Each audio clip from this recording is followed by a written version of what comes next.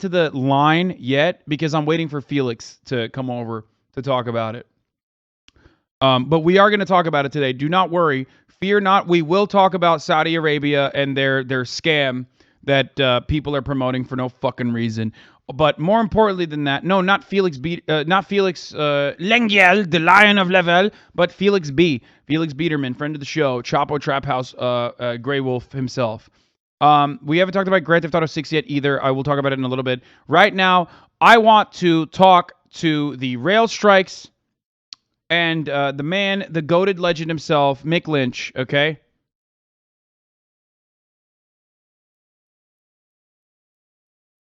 Listening to the Transport Secretary joining us now. Hello to you, Mr. Lynch. Great to see you. Thanks for joining us on the programme. He was talking about you. What are you going to say in response? Are we a free country or aren't we? Oh, I didn't hear all of it. He seemed to be saying that railway workers have received £160,000 in subsidy. What he really means is that he's given the private sector operators that money, and last year they removed £500 million from this industry in profit. So it's his construction of the way that the railway industry that is shaped at the moment that is causing these problems, and he's responsible for this dispute in the sense that he has a veto on what the train operating companies can offer us. It's written into their contracts that he's directly responsible for industrial relations, and he can dictate what the terms are. And the fact is they've made no offer on pay towards our members.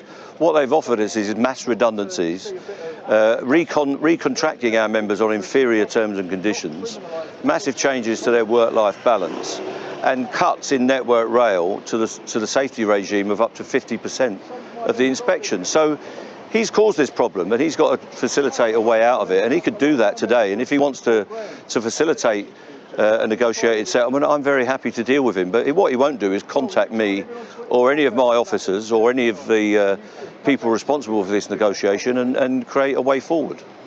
And the reason he won't is because he says that you're militant, that you're extreme left.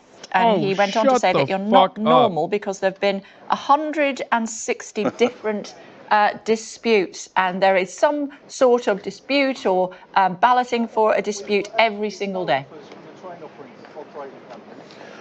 Well, it's ironic to be called not normal by the Conservative Party, who are taking themselves into the realms of the extreme right at the moment, as we've seen in this contest. They're saying that paying tax isn't normal, and having free trade unions with the ability to take industrial action isn't normal. The people behind me are ordinary men and women. Rip his fucking guts out!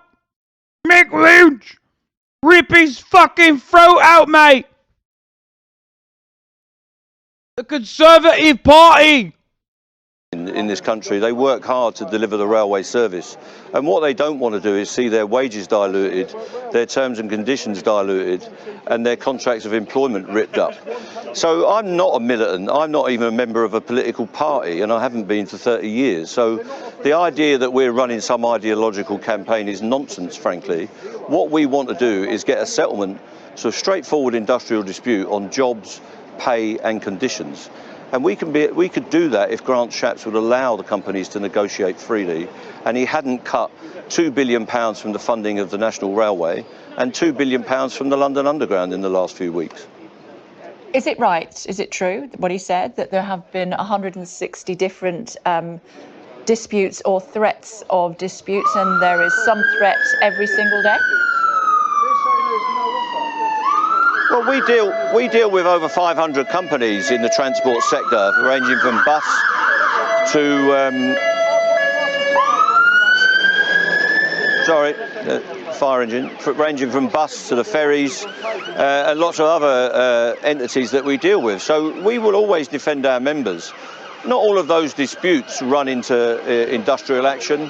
Industrial action's quite rare on the railway and in the transport sector. So we will always work with our employers to try and get a settlement to any of the disputes that we're involved in. And what we've got here is a protracted dispute because of the stance of this government and because of Grant Shapps' attitude, and is a... He lying? I like his ideology. Hey, how about you shut up about his ideology, okay? Approach towards industrial relations. So what do you mean? He's just a regular fucking trade unionist, man. Shut up. He's got no ideology. He only cares about the workers. Why you gotta fucking sit there and be like, aha! Does he believe in the Marxist doctrine? Shut up. No, he doesn't. He's not doing anything. He's just striking. He's just a regular old working class guy, okay? Yeah. Is it right If these companies were allowed to act as all the other companies are, we would get a settlement to this dispute. Is it right that he says that 2 vans have to go to every job as opposed to even 1 van being needed, but you double up? Bro, this guy said he isn't working class. Bro.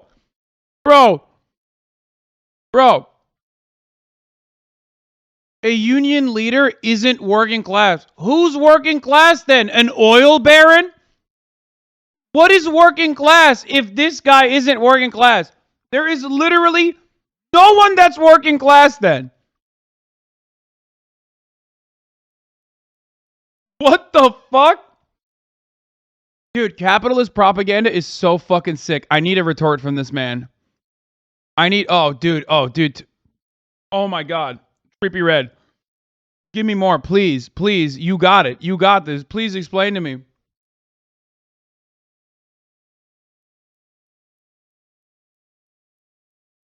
He's got this Zoomer SoundCloud rapper fan is going to explain to us who the real working class is.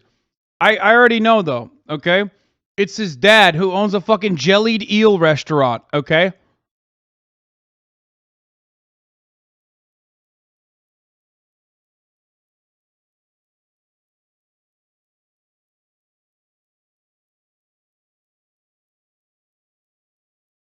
Mixed Bio is amazing. He grew up in the Paddington area of London in what he described as a rent room in what would now be called a slum. He left school at the age of 16 and qualified as an electrician, then worked in construction before being illegally blacklisted for joining a union.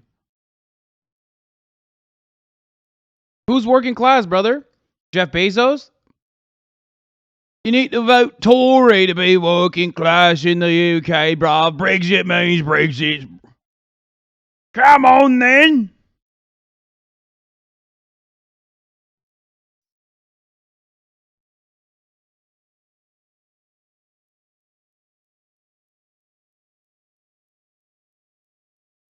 He's gone then. He said it and he left, right? He left, right?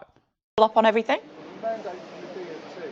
No, that's a load of nonsense. He doesn't know what he's talking about. We are talking to Network Rail about the deployment of staff every day of the week.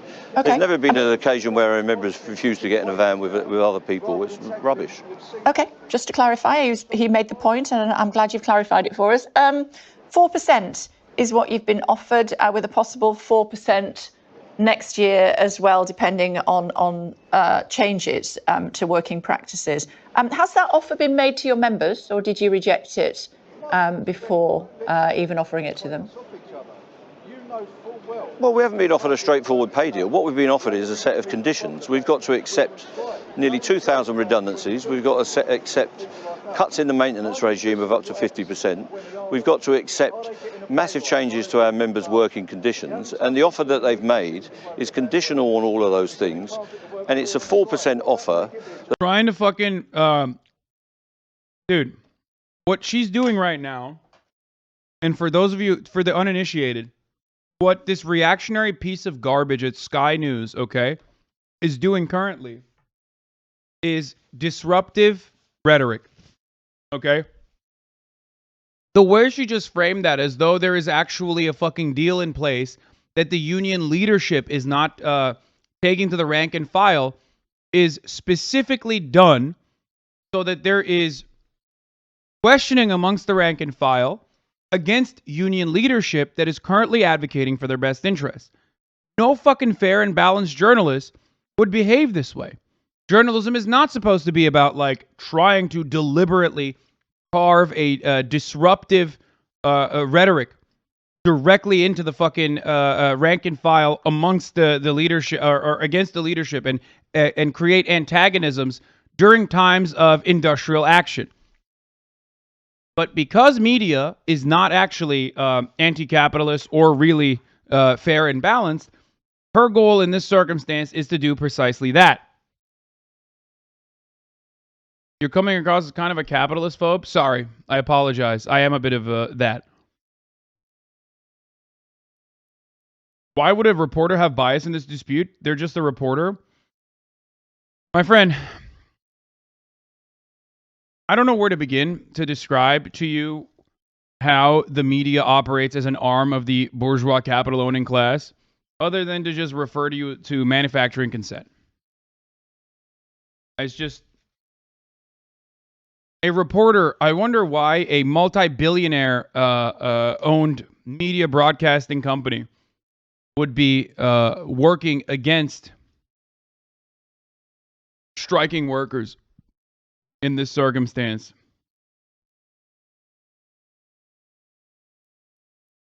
I wonder why they do that. Why would they do that? I don't get it. That covers last year. Because the only people that do stuff like that, whether they're willingly doing it or unwillingly, inadvertently doing it without realizing, those are the only people that get to that level within media. Because that's their job. Their job is not to adequately report on the news. It is to adequately get you to feel that things are normal when things are not normal. A small taco, if you send me that link one more time, I'm going to fight you. Okay? Stop gifting subs. Stop sending me the same link. It's already right here. Shut the fuck up. I'm going to get to it. Okay? Thank you for the 5 gifted subs, though. And this year, and next year's offer would take it to a 3-year deal. Inflation today, the retail price index, is 11.8, so it doesn't go anywhere near resolving the cost of living crisis. But what we want to do first is work out what the conditions are, get a guarantee of no compulsory redundancies, and then we can work on the pay. But people are being impoverished in this country by below inflation pay deals, and this is yet another below inflation pay deal. What we do... Remember, united you bargain, divided you beg, okay? Because in America we have no unions, because in America the unionization rate is at 11%, lower than fucking Chile, okay? You have no comprehension of what this man is doing in this circumstance. Like, what the fuck? A strike? What do you mean? But think about how shitty you felt if you're not one of these fucking neats that sits around all day on Twitch. Think about how shitty you felt when you got a fucking 3% pay raise or a 4% pay raise at a time when inflation is at 8%. That's not a pay raise. That's a pay cut because the cost of living is now up 8% and your actual paycheck didn't rise alongside the cost of living. Your actual paycheck actually only rised at half the rates of inflation, which means you didn't actually get a raise. You got a pay cut. You understand? And that is if you're lucky, too. You got a big pay cut if you never even got a raise. So what he's doing is fighting for his fucking workers. What he's doing is exactly what they democratically voted for him to do. This is what his job is, to be the fucking face of the working class and the striking railway workers. And he's doing a fucking incredible job at it. God damn, dude. If we had more people like this in America, I don't know where we would be. With those offers is consult our members in mass meetings, and we have done that, and they have overwhelmingly given us the answer that they reject that offer. And those latest conditions, have they been put to your members? Yeah, we explain all of the offers to our members, and we broadcast and they said no thanks. See, look at that. Look. She's doing it again. Trying to separate rank and file from union leadership. Classic move. Thanks. We want to go on strike again. Because the reason I'm pushing you on this, Mr. Lynch, is because apparently that isn't the case and your members have not been given the opportunity to offer their opinion on the latest offer from Network Rail. That, again, is incorrect, yeah? They've been offered the opportunity to offer their opinion through their representatives, the same way that MPs represent their constituents. We have a network of representatives, and the offer is obviously unacceptable because if you look behind me, our people are out on strike in massive numbers. We've got 43,000 people in this strike. When we started, we had just over 40,000 people. Railway workers... The best part about it is that capitalists love using, like, anti-capitalist criticisms when speaking out against the union and labor action. They'll always try to say, oh, isn't it authoritarian that you are still continuing the strike rather than negotiating on the terms that your bosses set, right? And it's like, the fuck do you mean? The boss is setting the conditions is authoritarian. The union's job is to push back against that. He's doing his fucking job. That's his job. Why do you never direct that authoritarianism, that kind of like anti-authoritarian rhetoric towards the corporate structure, which is inherently authoritarian? There is no democracy in the corporate structure. At least there's accountability. If he doesn't do his job, he's no longer going to be the fucking leader. Okay? You can't fire your boss, though, in a similar capacity because he refuses to increase your pay year over year and at least tie it to like inflation. Are joining this dispute because they want to go on strike in response to what the government is offering. The membership in this dispute has grown by 2,500 since the last strike action. So the support for this dispute is growing by people joining the RMT in response to what they see as these paltry offers and the offer of impoverishment going forward.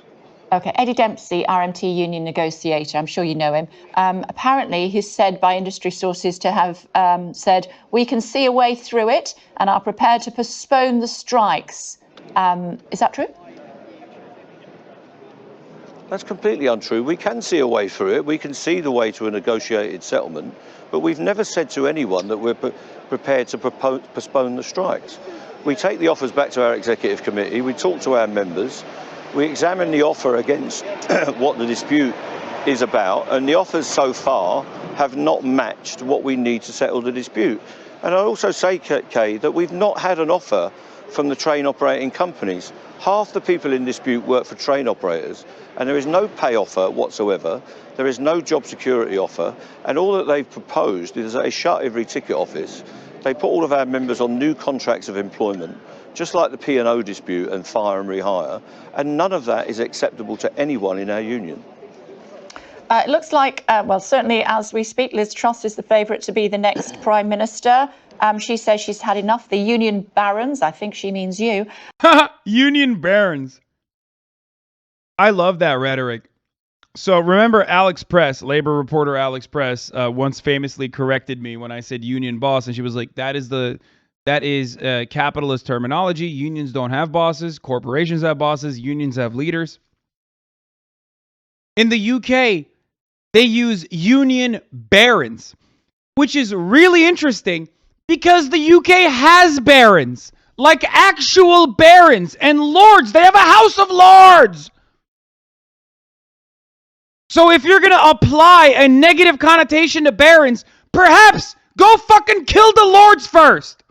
If that's something that you're like, oh my God, really frustrated with. What the fuck?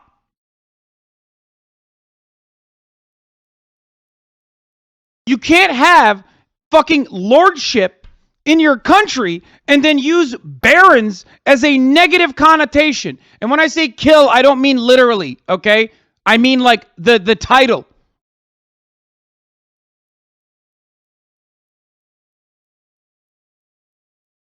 But holy shit, historically speaking, lords have not been able to get away with it that aggressively. Anarchitty moment? Yeah, dude, me saying that like lords should not exist is an anarchitty concept. That's insane, dude. You are so fucking cucked. What do you mean? It is not a ridiculous thing to fucking criticize a nation so cucked by not only just class dynamics, but unironically like the complete consolidation of power in the most antiquated capacity possible. You're literally defending monarchy, the most antiquated institution that even capitalist liberal nations laugh at and have historically destroyed by killing them. You're caping for feudalism. You're caping for monarchy. We still have fucking counts and earls, and we have a better labor movement than the U.S. Lamau, what is this fucking country? Don't even get me started on this shit. I've got too much power, and that power will be removed with a change in the law. What would you say in response to her? Well, I'm not a union baron. I'm an elected officer of this union, and the people behind me elect me, and they can get rid of me if they want to through the election process. We haven't got too much power. The problem in this country is that trade unions don't have enough power. That's why so many people are suffering poor wages. That's why there's such an imbalance in the workplace. So good. And it's a shame that the Tory party is descending into an ultra-right clique at the moment. And Liz Truss is seeking to take away human rights and the ability of the democratic right of people to express themselves through their trade unions and industrial action, which is one of the pillars of our democracy. It's only repressive regimes that stop people going on strike and stop them expressing themselves and stop them rebalancing the power in the workplace through their trade unions. I know you're a busy man, so I'm going to have to let you go. One final question before I do, though. You say you haven't got enough power. What more power do you want? Well, what we want is the ability to express ourselves. How much power? How much more power do you want? Yo, how are you a fucking... Dude, journalism is so funny. Oh, God. I mean, that's incredible. How much more power do you want? Hey, before we go, I have one last question. When did you stop murdering babies? When did you stop beating your wife? Have you ever thought about stopping beating your wife and murdering babies at the same time? Like, that's the framing energy of that fucking question. That's awesome, dude. It's not power for him. It's power to the fucking workers, by the way. As free trade unions, so that we don't have these oppressive anti-trade union laws. We don't have the threats of millions of pounds of fines against trade unions. And we don't want to go back to the 70s, where one of the previous Tory governments put trade unionists in prison for taking industrial action. And if that's the path we're going down, we're going to live in a very repressive society. We want to act freely as democratic people. Okay, let's fucking show how this King Ed Dempsey operated on television, by the way. Here it is. Yeah. A right-wing TV show asks union leader Eddie Dempsey if workers are being greedy for going on strike for a pay raise. Here's his response. It's a bit of a cheek having a program asking trade unions being greedy for asking for a pay rise. The FTSE 350 top companies in this country, their profits have gone up 73% since 2019. When are we going to ask, are they being greedy? What about the railway companies that have been ripping this country off for years? The point is, no one asks about their profits or whether they're greedy. You're going on strike, and it's going to impact We're going on everyday strike. people going to work. It's at That's the start right. of the Commonwealth Games. That's going to No, impact it's not at the start of the Commonwealth Games. Summer at its height. It's not That's at the why we're start of the talking about Commonwealth this. Games. We didn't strike on the Commonwealth Games. It's the day before. The day before it starts. The day before is not the Commonwealth Games. As it's starting, you've got people travelling. It starts there the day after. You know what's funny about this? Is like, yeah, you strike while the iron is hot. You don't get to fucking tell a man when or how he gets to fucking advocate for his best interest. Of course, you always try to fucking do this. Everyone always tries to say, oh, well, you're doing it while it's like, you're doing it while this is inappropriate timing. It's like, no, dude, that's when you're supposed to do it. The fuck do you mean? You're supposed to do it exactly when it is the most inopportune time for capital owners, because there's two sides to this contract negotiation, and that is what's incredibly fucking frustrating to me. Okay? Capitalist media rarely ever talks about the boss's responsibility to concede to the demands of the employees. Just because there's a labor dispute doesn't mean that the labor dispute stops and starts with the workers. The labor dispute stops also when the bosses agree to the demands of the labor union. And that is never addressed in any media.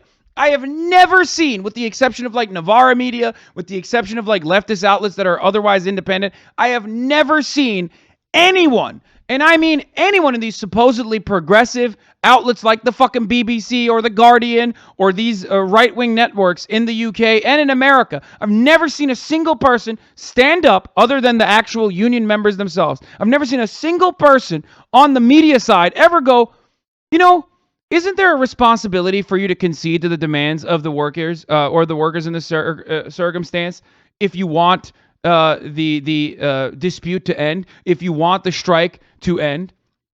They never ask that question.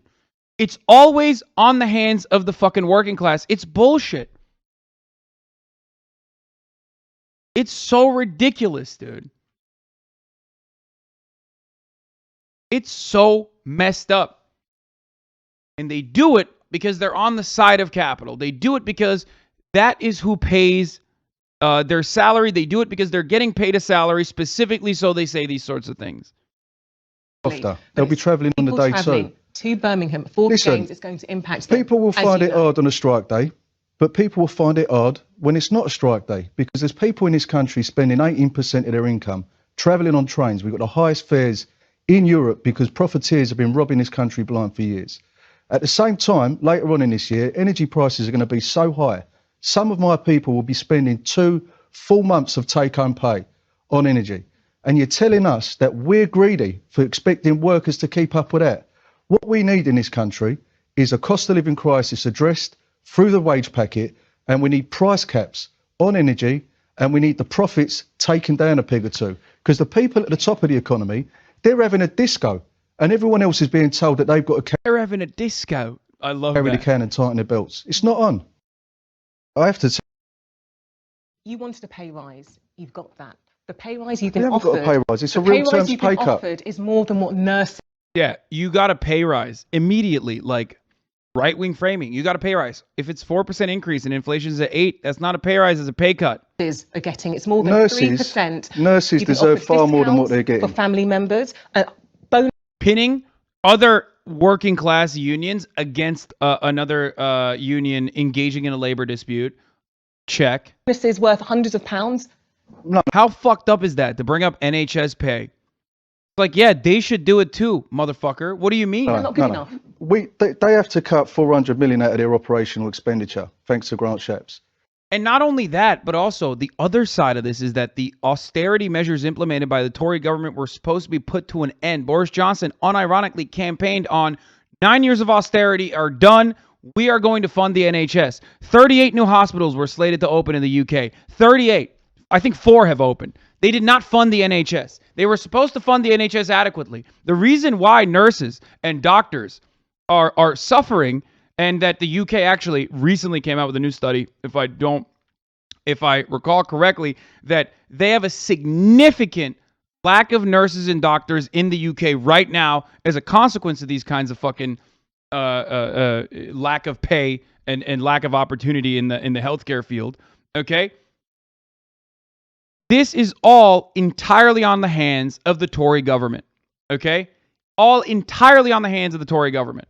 They lied and said that they were going to pay the nurses more. They lied that they say they were going to adequately fund the NHS, and they never did that. Okay?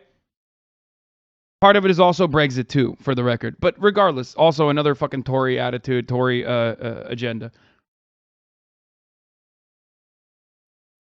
It's complete bullshit. It's complete bullshit.